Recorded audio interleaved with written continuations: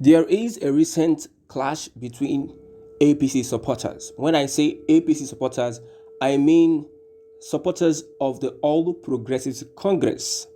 And this time around, there are two camps. One of the camps belongs to the former president, Muhammadu Buhari, while the second camp belongs to the current president, President Bola Ahmed Tinubu.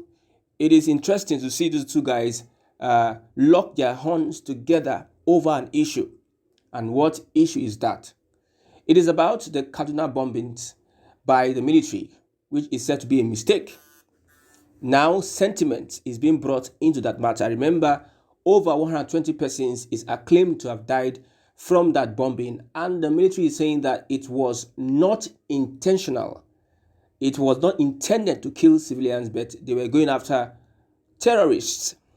Now, this matter has caused a big issue between APC supporters loyal to Buhari and those loyal to the president Bola Ahmed Tinubu. You know, one thing about politics in Nigeria is it comes with sentiment, ethnicity, and bigotry.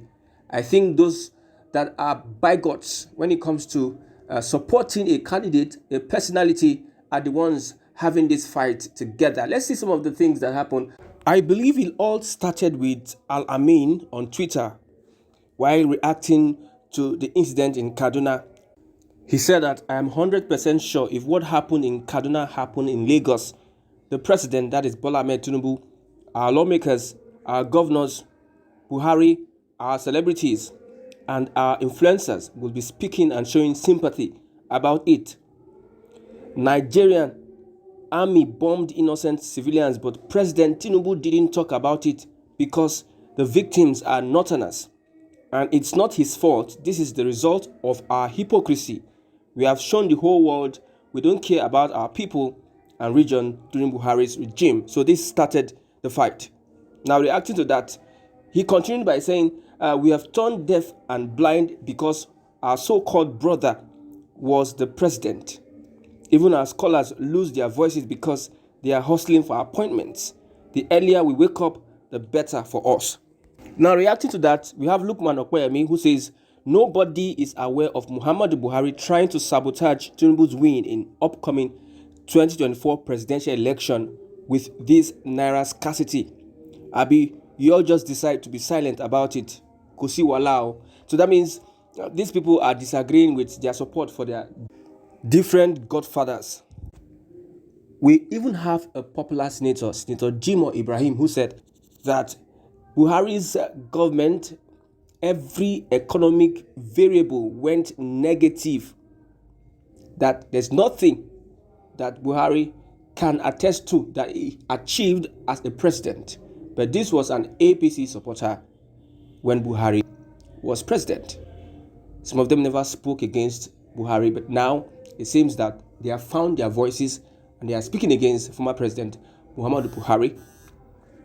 Even Sahara Reporter says Tinubu Buhari supporters spar online over who is the worst failure after killing of civilians by a military drone in Kaduna. It is getting very interesting as you see these two people. One thing I notice is that there's a lot of hypocrisy in place and people have lost their integrity because of they are looking at ethnicity and bigotry. Why would someone not criticize a person he is supporting if that person is doing what is wrong? But they decide to turn a blind eye to whatever their godfather does at that point in time. So far, he is their brother or he belongs to their religion. Now they kept silent during Buhari's regime. Now they have found their voice during Tinubu's regime. During Buhari's regime, some of them spoke. Now Tinubu's regime, some of them have lost their voice. This is hypocrisy at its height in Nigeria. Thank God it's coming from APC supporters who are fighting themselves.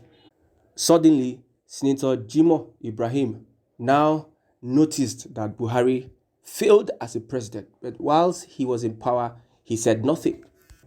Now, one of the most popular of them all, that is amongst the hypocrites, is the former aide to the president, Bashir Ahmad. During Buhari's regime, we remember how lives were lost, how the military made mistakes, even bombing their own people, killing officers because of mistakes. The same Bashir Ahmed did not in any way, in any platform, criticize his godfather, which is Buhari, but now he comes out to criticize President Bola Ahmed Tinubu on the Kaduna killings, and some of them, they are taking it that the person that the GOC commander of that division is an Igbo man, is a Christian, and they want to carry out genocide. That is the sentiment we are talking about. So Bashir Ahmad is under fire ever since from Tinubu supporters. Well, that is Nigeria for you, and that is how we play our own support, our own politics. Look at how his tweet went. He says, "Haba, you can't kill 126 innocent souls, 126 civilians, and just call it a mistake. I can't even remember a time when the troops killed such a number of terrorists anywhere in this country at once. Nigerian army, Nigerians are waiting to hear from you how this mistake will be corrected and what measures you would put in place to prevent reoccurrence," Ahmad wrote on his Twitter handle. Now, reacting to what Bashir said, so another Twitter user said, "Look at this guy trying to evolve into an activist right before our eyes just because he's no longer in government. I told you about hypocrisy. 14 whole times this same misfire happened under the Buhari-led administration, and I honestly can't point out a single tweet from you condemning it." Another Twitter user who condemned the Kaduna killing, Chimeka, says, "Since core Baptists, corners, and voluntary slaves have decided to push the narratives that Buhari was a colossal failure, Buhari's Sai Babas have also decided to paint at official bats as worse than Buhari. I love to see the fighting gaining momentum." Also, Wasapin says Buhari's who defended his disregard for northern lives amid daily killings and kidnappings have now found their voice. Even scholars that were silent for 8 years under Buhari's watch now speak up. It is hypocritical of them, but having them on the side of the masses is a positive shift. Wasapin also tweeted, he said, "Whether we are ready to admit it or not, wallahi, this lack of regard for northern and Muslim lives under this Bola Tinubu administration started with former President Buhari. He paved the way for all the disrespect we are seeing today. He's the biggest mistake to happen to us." To crown it all, Jibril Khalil says Buhari was the president when a group of defenseless people were slaughtered in Jos on their way back from Maulid. To the day he bowed out of office, no legal action was taken against those morally wounded perverts. You have finally realized the use of your pen and recollect your sense of humanity and empathy because Buhari is no longer the seventh president. Why are we this shameless?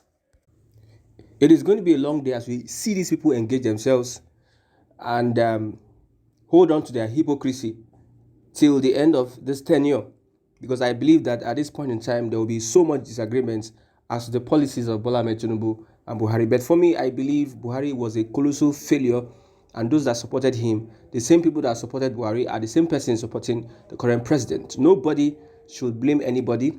If you support somebody and when he was doing what is wrong, you didn't say anything, you were turning the other eye, then you don't have anything to say. And those supporting President Tinubu now, I remember those days, they used to defend Buhari and his policies, that nobody's perfect. They voted for Buhari the first tenure, they voted for him the second time. After looking at all that he has done, and some of them even defended that he was doing well. Now, because somebody criticized their person, their godfather, now they are coming at the person. All of them are just the same. But it is very unfortunate we have people like this in Nigeria. How do we move forward when we have people like this in Nigeria, especially when you give them positions of power? Unpatriotic people, bigots, hypocrites, put them in positions of power. People that can lie at will, shameless when it comes to lying, and distorting facts and the truth. People that, when they see something wrong, they prefer to be political.